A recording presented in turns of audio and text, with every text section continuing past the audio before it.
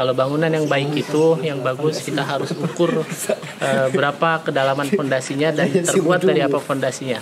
Bangunan yang baik, fondasinya harus kuat. Ingat, fondasinya harus kuat. Yang kuat itu dari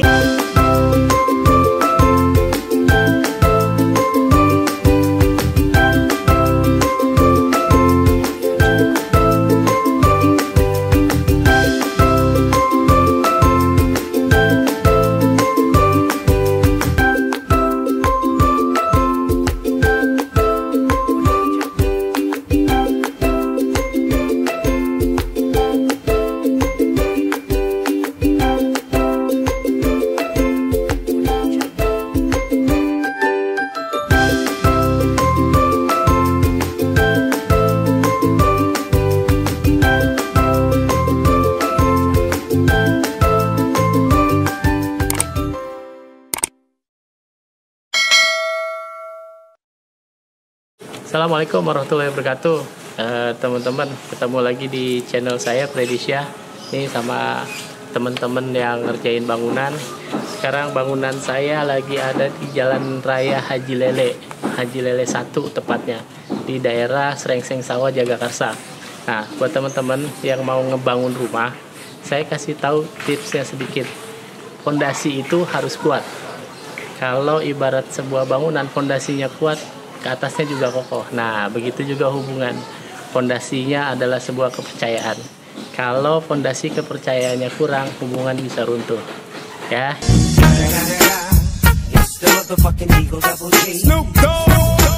Intermezzo sedikit, teman-teman. Jadi nanti kita bisa tanya-tanya sama teman-teman yang ada di sini, bangunan yang baik itu seperti apa fondasinya. Oke? Nanti gua jelasin detail per detailnya. Jadi kalau bangunan yang baik itu, yang bagus, kita harus ukur berapa kedalaman fondasinya dan terbuat dari apa fondasinya. Bangunan yang baik, fondasinya harus kuat. Ingat, fondasinya harus kuat. Yang kuat itu dari batu kali. Kalau cuma cor-coran biasa, cuma celup-celup biasa, itu bangunan biasanya akan cepat goyang, akan cepat retak-retak bangunannya. Jadi nanti gue sedikit sebutin ya beberapa spesifikasi untuk bahan fondasi. Oke? Yuk sini. 1. Fondasi. Fondasi itu harus dari batu kali supaya kuat dan kokoh. Dan bangunan pasti awet, nggak cepet goyang, nggak cepet bergerak, bergeser bangunannya. 1. Ini batu kali ya teman-teman. Ini batu kali. Kalau lu lihat contohnya batu kali tuh. Nah, itu batu kali. Ya, orang bangunan biasanya sebutnya batu kali, tapi pada prinsipnya itu adalah batu belah. Itu batunya ada di gunung, bukan di kali sebenarnya. Jadi sebutannya batu belah, oke? Gua sebutnya sih batu kali kalau kayak di bangunan itu adanya sebutannya spesifikasi fondasi adalah batu kali. Nah, setelah batu kali disusun, ditumpuk rapi dan baik, itu ada yang namanya besi behel atau besi, ya kita sebutnya besi behel. Nah, besi yang baik untuk fondasi biasanya minimal sekali untuk bangunan 2 lantai itu ukurannya 10 mili. Nah, kita pakai 10 mili nih. Tapi kalau lebih baik lagi biasanya bangunan lebih dari 3 lantai itu harus besi minimal 12 mili. Nah, ini kita pakai besi 10, tapi besi 10 yang full. Nah, itu untuk tiang-tiangnya. Setelah batu kali, di sini ada sloop namanya. Sloop itu bahannya adalah pasir, semen, sama split. Itu batu split tuh. Jadi bahan-bahan untuk sloop itu diantaranya besi, pasir, semen, sama split. Nanti dicor ya. Dicor seperti ini jadi bagus banget. Nah, ini namanya batu split. Batu split itu biasa digunakan buat pengecoran. Nah, batu split diperlukan pertama kali untuk bangunan, yaitu proses loop tuh yang tadi gue ceritain. Ini batu split. Batu split itu macam-macam, ada yang tajam, ada yang besar. Nah, ini salah satunya kecil. Yang bagus tuh yang kecil kayak gini. Jadi dia tidak terlalu berat dalam ngaduknya nanti. Dan juga lebih padat. Kalau yang besar-besar agak tajam itu agak kurang bagus. Jadi yang bagus yang kayak gini, yang halus. Jadi kasar enggak, halus enggak, jadi ya sedang lah, kecil gini. Ada yang gede-gede banget tuh nggak bagus, agak berat. Nah terus ini pasir. Ini pasir kalau gue lihat model sih namanya sirtu nih, buat ngecor ya. buat ngecoran slope. Memang ada pasir, ada 3 yang gua kenal. Pasir putih, itu jenisnya biasanya pasir bangka, pasir laut. Ada pasir sirtu nih kayak gini nih. Terus ada lagi pasir hitam juga buat ngecor tuh. Jadi pasir buat pengerjaan kasar lah. Nanti kalau untuk kamprotan atau acian itu biasanya pasirnya pasir putih, pasir bangka, pasir yang halus. Jadi hasil aciannya, hasil temboknya tuh rata, nggak gelombang-gelombang, nggak gampang ngelotok gitu. Nah, terus ada lagi batu kali ya. Ini batu kali.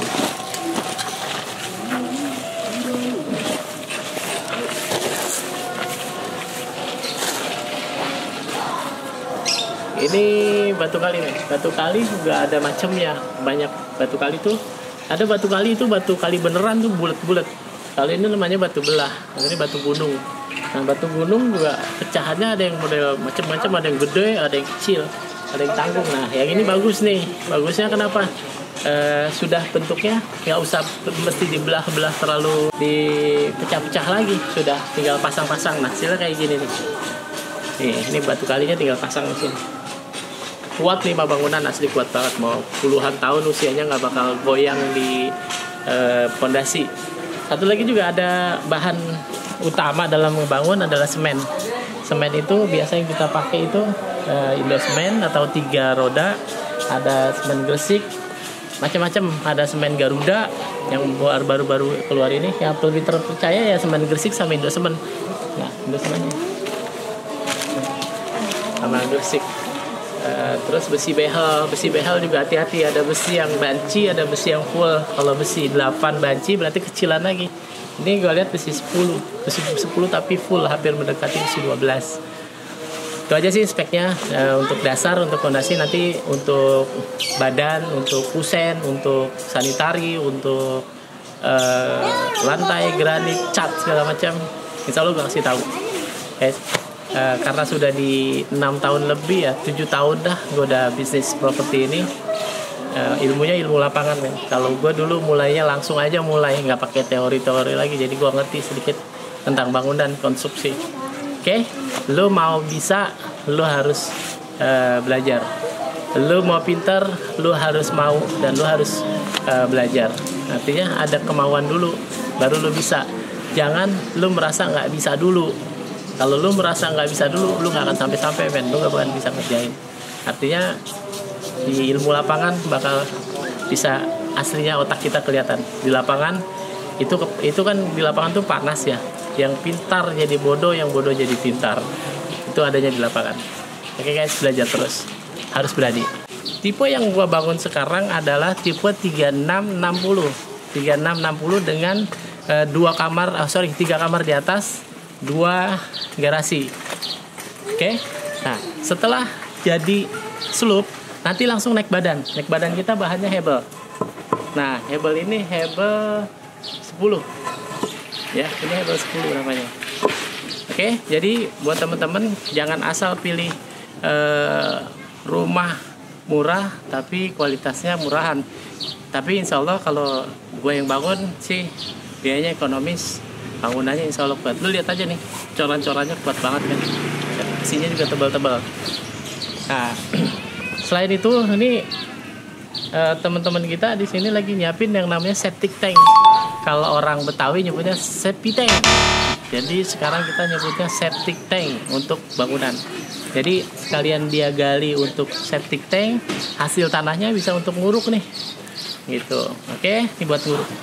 Yuk kita lihat orang lagi gali septic tank. Nah, ini gali septic tank berapa kedalaman, Kang? Rencana? 1,5 meter, 2 meter, 1,5 meter persegi. 1,5 meter persegi. Jadi 1,5 meter persegi kedalamannya berapa? 2 meter, 3 meter? Berapa? 2 meter. 2 meter. 2 meter septic tank. Nanti di septic tank ini disekelilingin sama tembok nih. Nanti dibikin pasangan hebel namanya. Nanti di bawahnya kita kasih hijau, kita kasih pasir, batu segala macam supaya kotorannya tuh tidak meresap ke saluran rumah yang lain. Jadi teman-teman, ini tukang gue nih dari Bandung ya Kang ya? Ya, Bandung. Dari Bandung, oke. udah lama nih mereka ngerjain rumah gue juga yang di Cibubur sana, di Citra Grand. Sekarang ngerjain di Haji Lele. Rencananya ada 2 unit, yang 1 unit ini sudah laku. Yang pesen namanya Ibu Tit gitu, orang PNS lah gitu. Jadi dia pesan rumah ini, harganya cuma kalau pasarannya itu sekitar 850 juta, 2 lantai, 3660. Nah, selain itu juga lo ngebangun harus perhatiin aspek lingkungan. Kita sudah izin kiri kanan RT RW, terus sama kita izin sama Pemda setempat. Artinya di kecamatan dia ngeluarin namanya IMB, izin mendirikan bangunan. Jadi syarat yang kedua tuh kalau mendirikan rumah di daerah padat penduduk harus ada IMB. Nah, di daerah Setu Babakan ini ada gambar yang harus kita penuhi karena di sini cagar budaya Betawi. Jadi bangunannya harus ikut gaya-gaya Betawi. Jadi harus ada gigi bajingnya gitu tuh di plafonnya, terus sama di lisplangnya itu harus ada gigi bajing gaya-gaya khas Betawi. Nah, apalagi yang pertama kali bangun itu harus yang disiapkan adalah pantekan sumur atau sumur bor. Sumur bor ada di belakang, kita minimal sekali luas kedalaman 30 meter untuk jet pump. Jadi bangunan ini sudah didukung oleh saluran airnya menggunakan jet pump. Gue mau kasih tahu sedikit supaya air itu kelihatan jernih, hasilnya jernih. Untuk kedalaman di daerah Jakarta Selatan sini 25 sampai 35 meter kedalaman ya, kedalamannya untuk kapasitas mesin jet pump. Cuma kalau di bawah 25 itu airnya jelek masih. Jadi ini salah satu penting juga nih dalam menentukan bangunan baik atau tidak, terus fasilitas airnya bagus atau tidak. Gua kasih tahu tipsnya, minimal 25 meter kedalaman untuk bor. Jadi gue juga udah punya khusus tukang bor, itu pakai hidrolik bukan pakai manual biasa. Nanti untuk jet pump minimal 25 sampai 30. Ini biasanya ada di dekat-dekat area belakang kalau gue bikin pantekan. Jadi area belakang ini nanti ada toren di atasnya. Jadi supaya dekat, pembagiannya supaya baik. Satu lagi yang perlu perhatikan, sanitari atau drainase untuk buangan air dari limbah rumah tangga harus jelas. Kalau ngebangun itu harus ada yang namanya saluran buang air kotor rumah tangga. Kalau satu wilayah susah untuk dapetin